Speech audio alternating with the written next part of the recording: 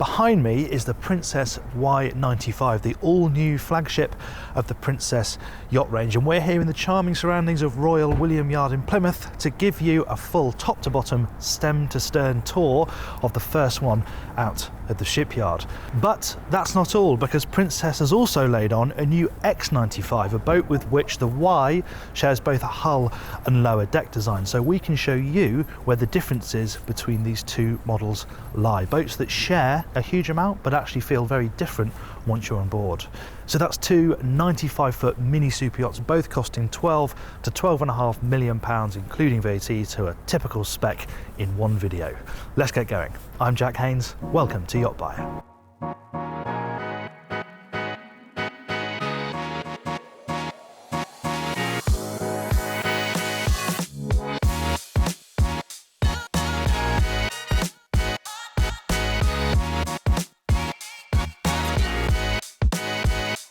Now this is an area where the X and the Y are absolutely identical in terms of the options in this transom and the layout of the bathing platform. You have this transformer, and this is a really clever piece of kit because when it's in, this area drops down and then it's flush with the rest of the platform, which means it sort of comes out to here. But push a button and the whole thing goes up and out, and as you can see, it becomes either a sort of platform, diving board, or it goes all the way down into the water and it becomes your stairway down into the sea. You can put chocks on here as well. It's got a 1,000 kilogram lift capacity, so you can have a Williams 505 diesel jet up here. It's a really flexible, amazing bit of engineering actually, and really makes this area into something quite special, especially when you team it with the beach club. Now you can have this as a jet ski garage if you prefer, or as storage, but a lot of people have gone for the beach club, and for obvious reasons. You step down into it, you've got this nice sheltered seating area, you have a bar as well with a microwave, fridge, sink and a television. And we look at the X95, that's like got the standard beach club arrangement where you have a bit more seating. So this has got the extended cruise, so you've got another bunk cabin here, but as standard this bulkhead is in line with the door and just gives you a bit more seating. And the really clever thing about this area is if guests aren't using it, you can close the clamshell, use the access door that's set into the transom, and this just becomes an extension of the crew space. So they've got their cabins, but then this can be their living area as well if guests aren't using it. So that's a really clever piece of functionality. And when it comes to accessing the crew cabin, you can either enter on the port side deck, there's a door there as well, you can drop down onto the lower deck from there, or we can go through this door here into the cabins. Here in the cockpit, this is an area where the boats are actually quite similar, apart from the fact the staircase is on that side on the X95, and as you'll see later on, this isn't the only way up to the Flybridge on board the Y95. Over here, same options. You can have a proper bar area here that you can move in behind, but this is more of a servery where you've got a fridge and you've got a top loading cool box as well. There's actually a TV in the ceiling here, hit a button in the saloon, that swings down like this, and you have that in a really good position by the cockpit seating. Incidentally, as standard here, you have a fixed table with opening leaves and chairs either side. This coffee table arrangement is an option, but if you don't think you're going to dine out here, it's quite nice. It just gives you a bit more floor space to play with. Good amount of bench seating here, the usual thing that you'd expect, and really substantial mooring gear back here. Multi-directional fair leads, it's really substantial stuff, as you would expect for a boat knocking on 100 tons. If we just head over here, this is quite a useful area. Not only is it nice to have this storage in quite a handy place in the cockpit, but it's also your safety locker. So you've got fuel shut off here for engines and generators, and you've got access to manual bilge pumps as well. If we head on to the starboard side deck, of course you can drive this boat from the Flybridge, you can drive it from the Pilot House, but if you're mooring, especially stern to, then having this wing station here is really helpful. The only thing is it's on the same side as the Flybridge, so if you're coming port side too, there isn't really anywhere to drive the boat from where you have a really good view of coming alongside. But if you are starboard side too, or if you're coming astern, then having full engine controls here plus bow and stern thrusters is really handy. That's the cockpit. Let's go and check out the saloon. Now here we are in the main saloon then, and this is an area where as an owner you can really make your mark on the boat. There's lots of different choices when it comes to layout, colours, textures, furniture. It's very flexible, so you can have a bar area down here if you wanted. This boat's got the sofa, and then you've got a 65-inch television behind there. You can have a couple of sort of bucket seats here rather than the L-shaped sofa. This coffee table is totally bespoke to the owner. And then there's the standard wood choices you can choose from. So this boat is finished in the satin walnut. You can have gloss, you can also have oak. So it's very, very flexible. This boat has got the big dining table, a real centerpiece of this area, but you can have a round table, slightly smaller, over on this side that expands to seat 10 people. You can have a bar area over here that links to the galley. This is a slightly smaller bar section. So if I open these up, you've got wine fridge down here, there's an ice maker in there, and then over on this side you have storage for the glassware. So yeah, sort of mini bar over here, but you can have a bigger bar with stools around it if you'd prefer. This is a nice feature. You have the sliding doors that pull out like this, and you have direct access out onto the side deck. Of course the boat is air conditioned, but it's nice to have this big area here where you can get some natural ventilation running through the boat as well. There are a few options with this bulkhead too. So this is sort of finished in leather, but you can have it finished in wood if you want, wood that matches the rest of the interior. You can have onyx as well. Again, you could put some art up there as well if you wanted. So it's really pretty flexible, and there is a sliding door as well. So you can partition this off from the crew, but there's a side door here so the crew can still get out onto deck, but then the guests have total privacy in that area there. And this is where things begin to really change between the Y and the X, because the X95 doesn't have this pilot house. It has one helm station which is up on the top deck. You can have that big open country kitchen option, which you can't have on the Y95. So the only option for the main deck here is to have the master cabin forward. We move here into the galley. This is a really, really impressive space. It's got domestic size appliances. You've got a huge induction hob here, 2 ovens on this boat, a really nice big pantry area on the starboard side. As you move in, you've got more cooling space down there and big sub-zero fridges over here, and you've got a dedicated area for a coffee machine over there, and there's another side door as well, so crew can get in and out of this area from both sides. This is really, really nicely finished. Back out of the galley, we arrive at an area where there are some distinct differences between the X and the Y. On the starboard side here, you have a day head, good spot for guests to come in and use the loo during the day, and they actually have a lovely view out of that window there. And then we arrive at the main deck master. This is the only option on the Y95. You can't have the extended kitchen version or cinema room on this version, but this is an absolutely lovely cabin. Huge amounts of space, beautifully finished. The views out of these, of course, elevated windows, we're slightly higher here, so you have a lovely elevated view out. Not amazing inside Royal William Yard, but if you're out at sea, anchored in a bay, absolutely beautiful. And I like these panels in the ceiling they've included. Indirectly lit panels give you nice, soft, artificial lighting at night, and you've got the same lamps that we'll see downstairs. That sort of detailing runs through all of the cabins. And then right forward, you have a split here between a walk-in wardrobe and a really good sized ensuite bathroom, which has got a separate toilet and shower cubicle and twin sinks. But if we jump onto the X95 now, we can see where the differences between the cabins on these boats actually lie.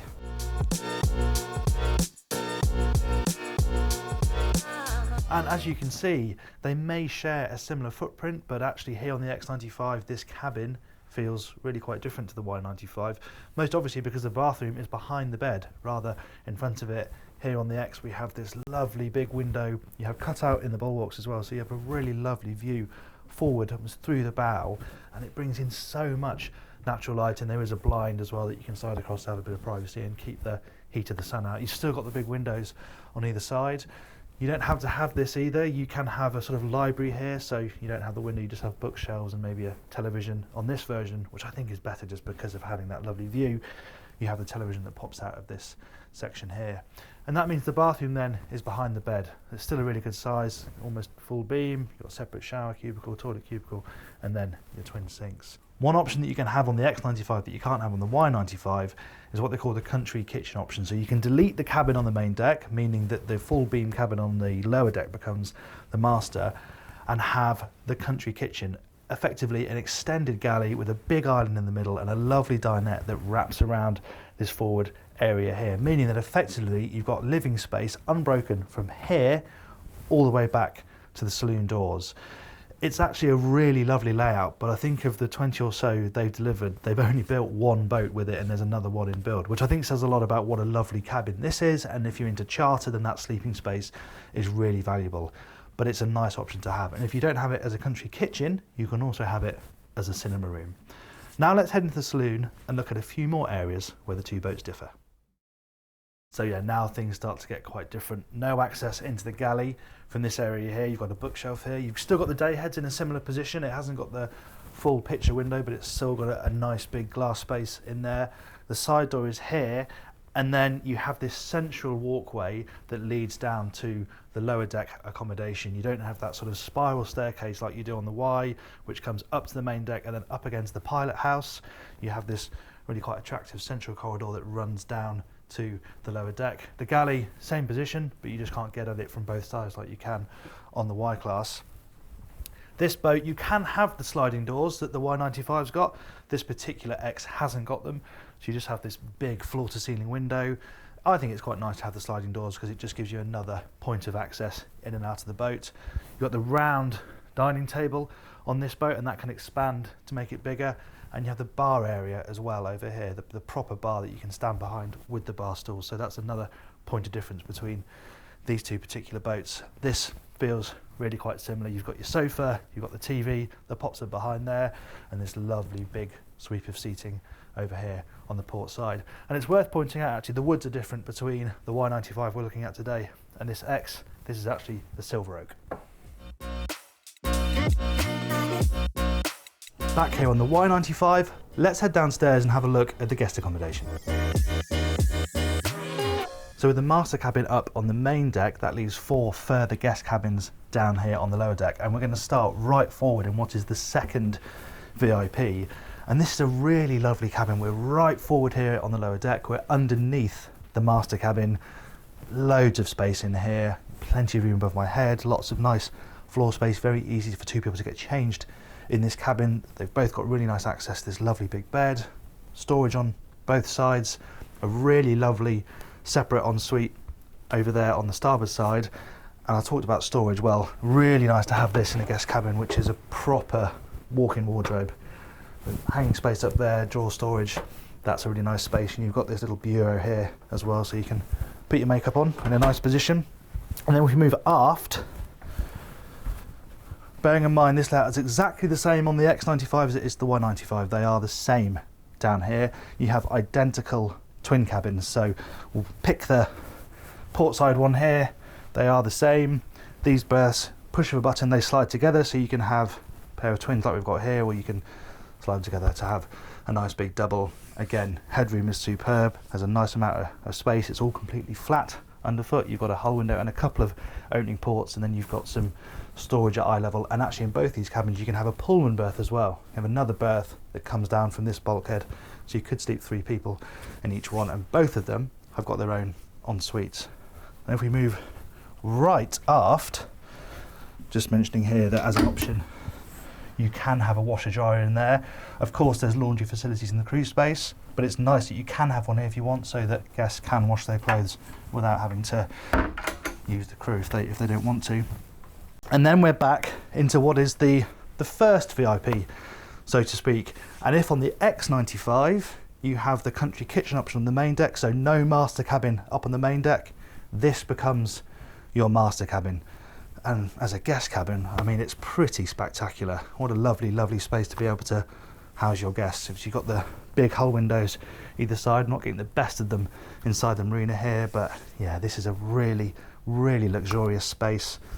Bucket loads of storage, nice big television mounted up on the bulkhead. The detailing is lovely. I really like this use of woods and materials here on the bed head. The lamps look lovely. You've got proper bedside tables on both sides, storage underneath the bed, and then you have space here behind the bed for almost a full width bathroom. You have got a walk-in wardrobe down there, so again, really good clothes, baggage storage down there.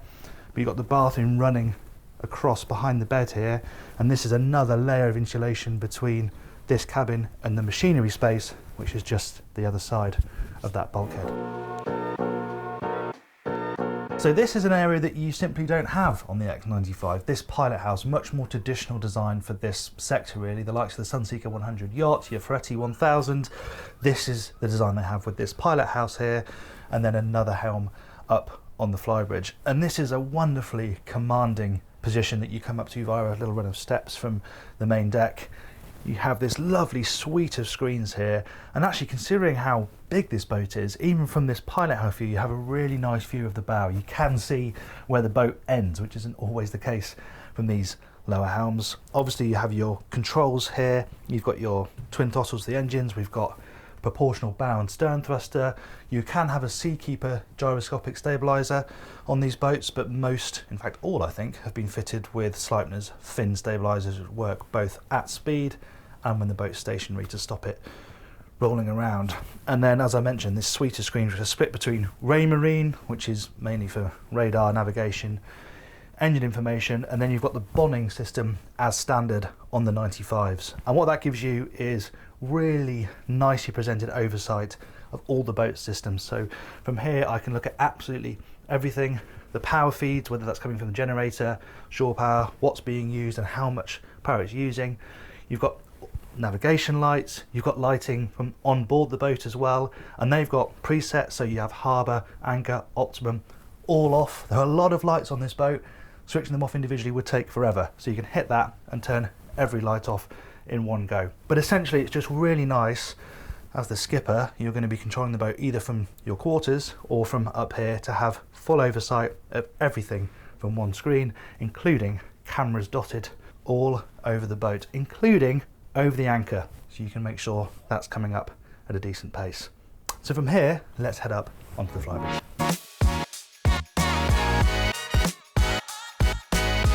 Up here, this is really the key selling point of the Y95, this lovely open exposed top deck with a great mixture of seating. You have a driving position, you have this massive bar, all protected by this enormous hardtop, and then aft you have actually quite a flexible space. Again, you can really play with this area.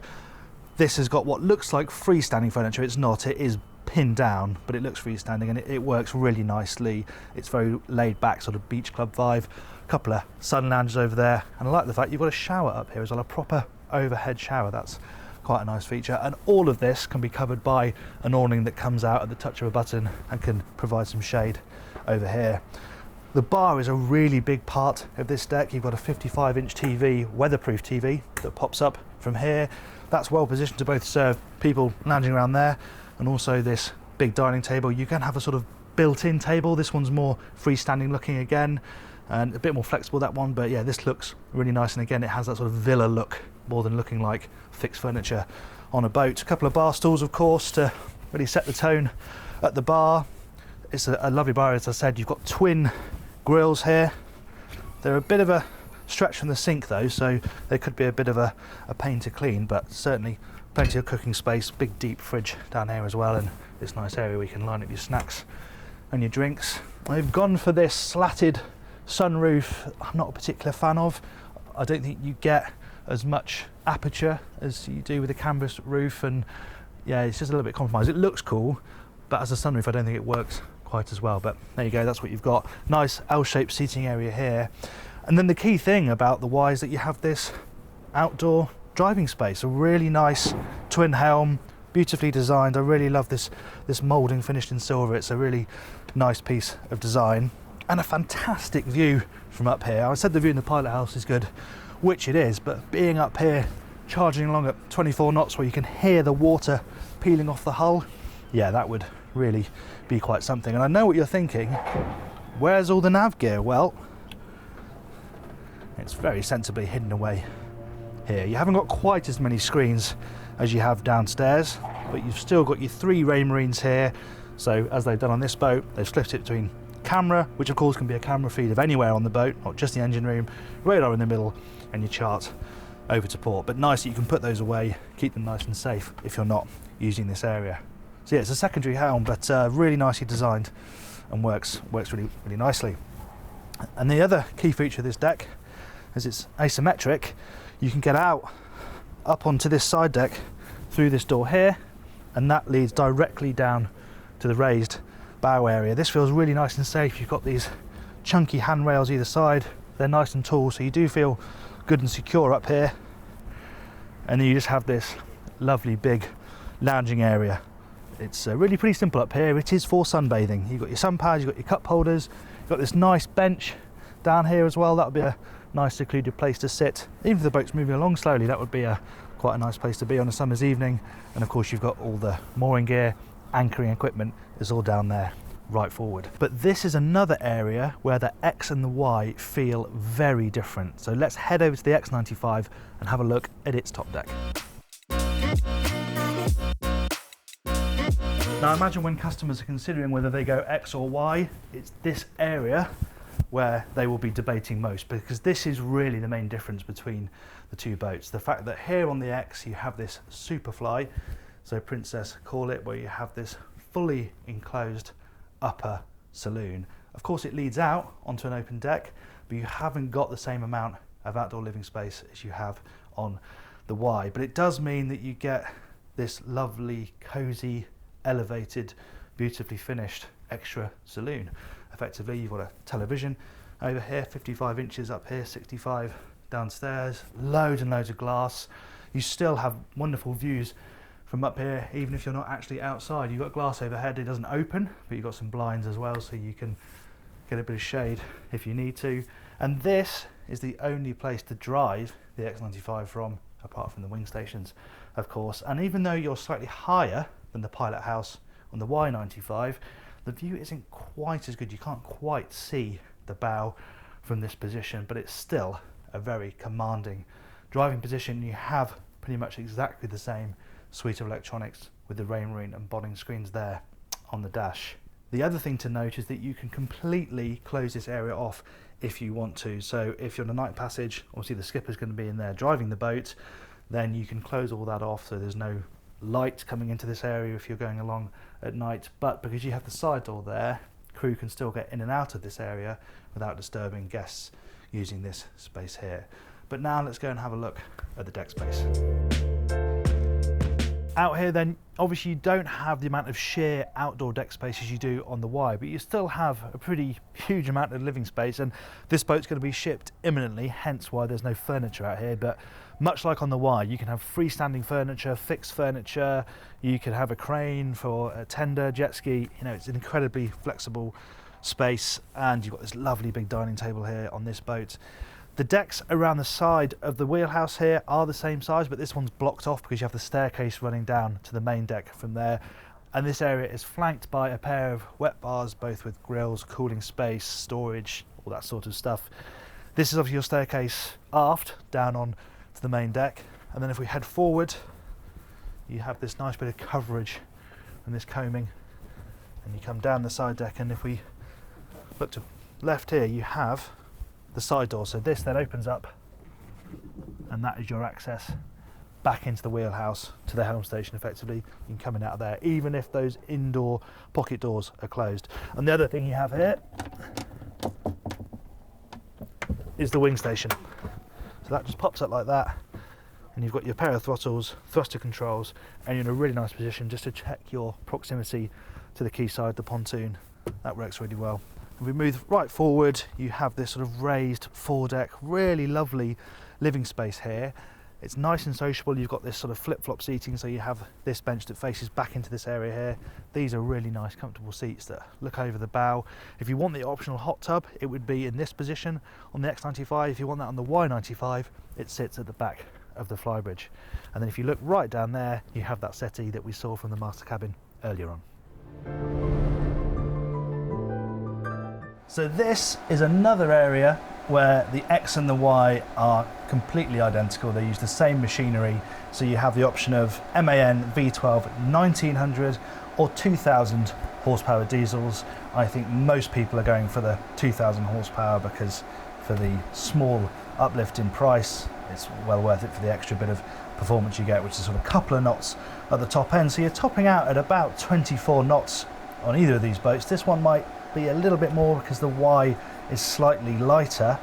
Cruising speed, well, you can fast cruise sort of 20 knots, but most people will probably end up being at about 12 knots, where you have a range of around 2,000 nautical miles. You know, this is a proper long distance cruising boat if you want it to be. You have a water maker on board so you can make your own water. You have built-in fuel polishing, so if you take on some dirty fuel, the boat can polish it on board and make sure none of that is going into the tanks and into the engine. So you can really cover some serious ground on this thing. And the installation, well, it's absolutely superb. You can see I'm standing up in here, absolutely no problem. And there's room to get down both sides of both engines. You have your generators outboard as well, really good access to them. It's a very easy space to work in. And as well as that access that you have through the watertight door, there's also an emergency hatch that you can get to from the cockpit. So it's a really well put together space. So here inside the crew quarters, you have as standard a captain's cabin with a double bed in its own ensuite, and then this has got the extended crew. So you gain this bunk cabin here, which has got a bathroom opposite. If you have the extended beach club, you lose this and you just have more seating in the beach club, and there's another bunk cabin behind me. There's also a staircase down, as I mentioned, from the side deck, so you can get into this area from the port side deck too, and direct access through a watertight door into the engine room itself. We've come to this point without talking about probably the most obvious difference between these two models, and that is the way they look. For all of the X95's success, and it has been a very successful boat for Princess, they've delivered 18 or 19 and there are quite a few more in build. It's safe to say the looks divided opinion. The Y95, that is a much more cohesive package, much more traditional Princess with that lovely sleek profile. But the real genius of these two models is that off the same underpinnings, they've created boats that feel so different when you live with them day to day. But what I really want to know is what you think. Get in the comments and let me know which one you'd go for, X95 or Y95. I'd be really interested to hear your thoughts. Thank you very much for watching that video. I hope you enjoyed it. If you did, please give it a like. We'd really appreciate it. And if you want to watch a video of one of this boat's main rivals, the Sunseeker 100 yacht, click up here. If you want more Princess reviews, click down here, and please click over here to subscribe.